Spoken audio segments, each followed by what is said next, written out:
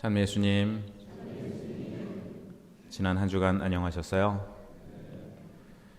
위태위태한 정세 속에서 미국과 이란, 이스라엘과 레바논이 휴전에 합의했지만 여전히 세계 평화를 위한 기도가 절실한 상황입니다. 이 와중에 교황님 말씀에 대한 트럼프 대통령의 반발이 국제적으로 화제가 되었습니다. 언론은 이를 교황님과 트럼프 대통령 사이의 설전으로 보도하지만 예수님께서 빌라도와 설전을 벌이신 것이 아니듯 교황님은 트럼프와 개인적인 설전을 벌이신 것이 아닙니다. 교황님은 사회교리에 입각하여 평화의 복음을 선포하셨고 이에 심기가 불편해진 트럼프 대통령이 도를 넘는 비난을 하였습니다. 그러나 전 세계인들은 누구의 말이 보편타당한 가치에 부합하는 옳은 말인지 이미 알고 있습니다. 또한 오늘은 4.19 혁명 66주년 기념일입니다. 우리가 누리고 있는 민주주의와 평화가 많은 분들의 피와 희생으로 이루어졌음을 잊지 말아야겠습니다. 지난 주일 복음에서 우리는 토마스 사도의 이야기를 통하여 부활하신 예수님을 공동체 안에서 체험하게 된다는 것을 묵상했습니다. 이번 주 복음에서는 엠마오로 가는 제자들에게 나타나신 예수님 이야기를 들었습니다.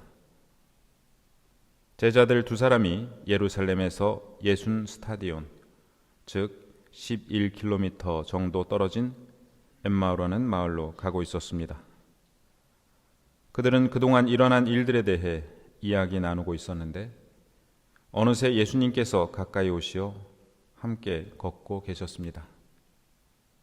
예수님께서 걸어가면서 무슨 말을 서로 주고받느냐 하고 물으시자 그들은 침통한 표정을 한 채 멈추어 섭니다. 이어서 그간의 일들에 대해 설명드립니다.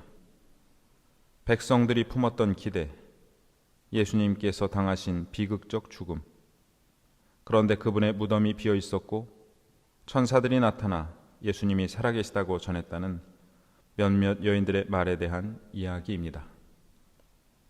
그들은 이 여인들의 말을 믿지 않고 있었습니다.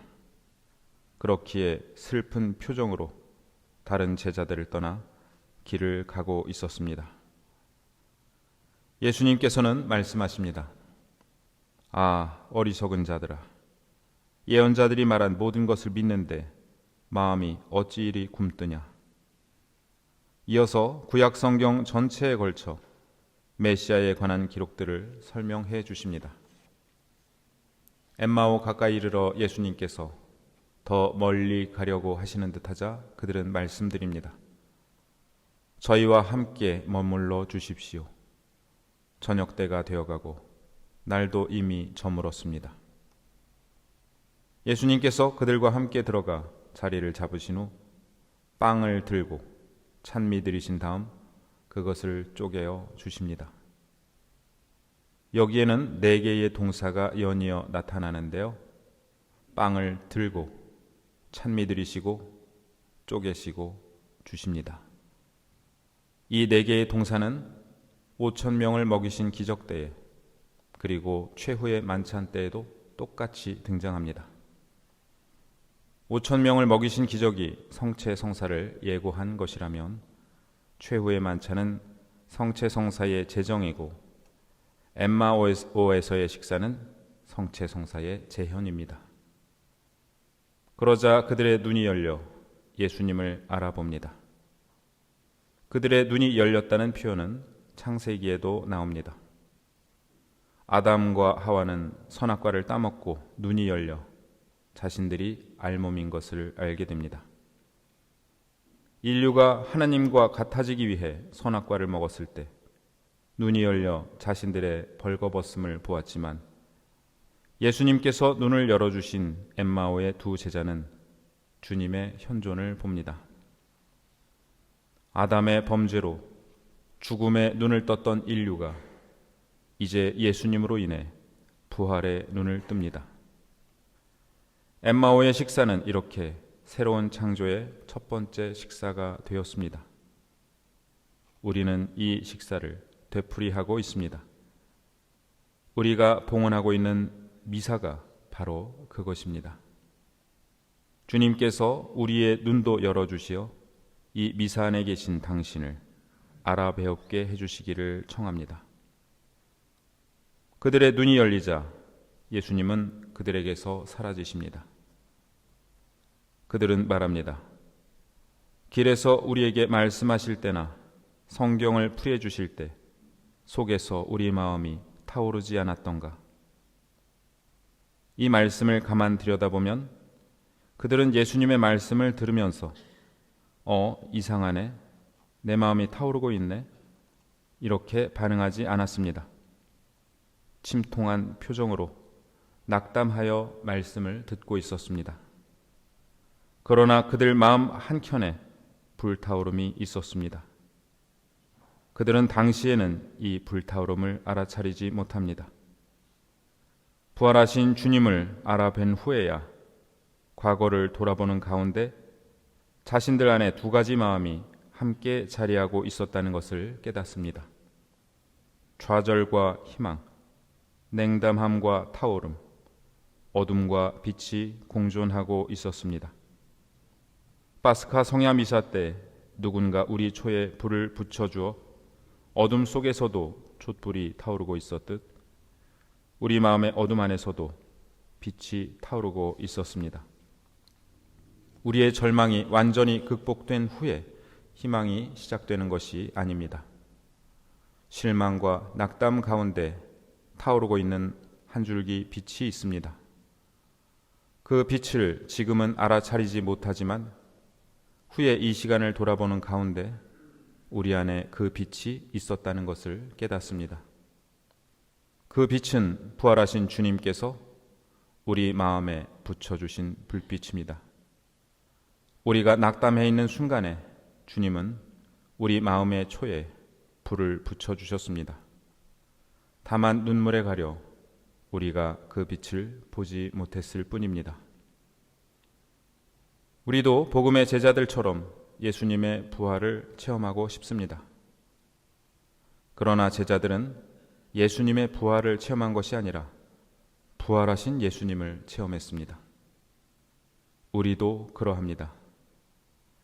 내가 살아오면서 체험한 모든 신앙 체험이 부활하신 예수님 체험입니다.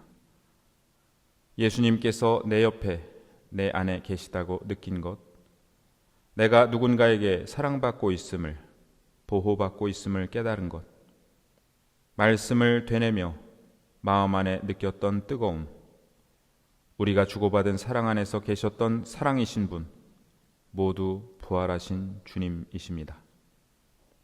예수님께서 부활하지 않으셨다면 우리는 죽은 사람이 받아먹어라 내 몸이다 라고 한 것을 경건한 척 받아먹고 있을 뿐입니다. 우리가 부르고 들으며 감동했던 성가들 역시 부활하신 주님과 상관없는 공허한 노래들이 될 것입니다. 예수님께서 부활하지 않으셨다면 안타깝게 죽은 젊은이의 시신을 감춘 제자들의 거짓말에 우리와 모든 성인들이 2000년 동안 속아온 셈입니다. 과연 제자들은 그 거짓말을 위해 자기 목숨까지 바쳤던 것일까요? 왜 수많은 순교자들이 목숨을 바치고 수많은 선교사들이 목숨을 걸고 바다를 건너와 우리에게 복음을 전해 주었을까요? 예수님의 부활이 아니라면 그 어느 것도 설명되지 않습니다. 사도들과 순교자들, 선교사들은 어떤 형태로든 부활하신 예수님을 체험하였고 우리 또한 그분을 체험하였습니다. 당시에는 알아차리지 못했을지라도 그때 우리 마음이 타오르지 않았던가 하고 고백하게 되는 순간들이 있습니다. 그렇기에 우리는 지금 이 자리에 나와 있습니다. 제2독서에서 베드로 1서는 권고합니다. 나그네 살이를 하는 동안 두려워하는 마음으로 지내십시오. 영어로 본당을 페리시라 하고 본당 신자를 페리시너라고 합니다. 이 말은 제2독서의 나그네 살이라는 단어에서 유래했습니다. 나그네 살이를 그리스어로 파로이키아라고 하고 나그네를 파로이코스라고 합니다. 본당이라는 단어는 이 세상에서 나그네로 살아가는 이들의 공동체를 의미합니다. 우리는 지상에 우리의 영원한 고향이 없음을 기억하며 하늘나라를 향해 함께 걸어가는 나그네들입니다. 그렇다면 오늘 복음에 나오는 두 나그네는 누구일까요? 바로 우리 자신입니다. 영원한 고향을 향해 걸어가면서 때론 낙담에 빠져있는 우리 여정에 어느 틈엔가 예수님께서 와서 함께 걷고 계십니다. 이 미사 중에 우리와 함께 계신 예수님을 우리는 지금 그분이 내 옆에 계시는구나 라고 느끼기보다 집에 가서 되돌아보며 말씀의 전례 때 내 마음이 타오르지 않았던가, 성체를 영하며 내 마음이 뜨거워지지 않았던가 하고 뒤늦게 알아차릴 수 있습니다.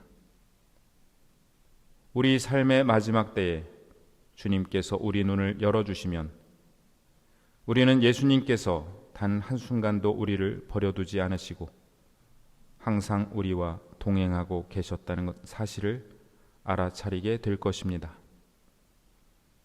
아픔과 실패에 눈이 가려 지금 함께 계신 주님을 알아뵙지 못하는 우리의 약함을 고백하며 주님께 기도드립니다. 저희와 함께 머물러 주십시오.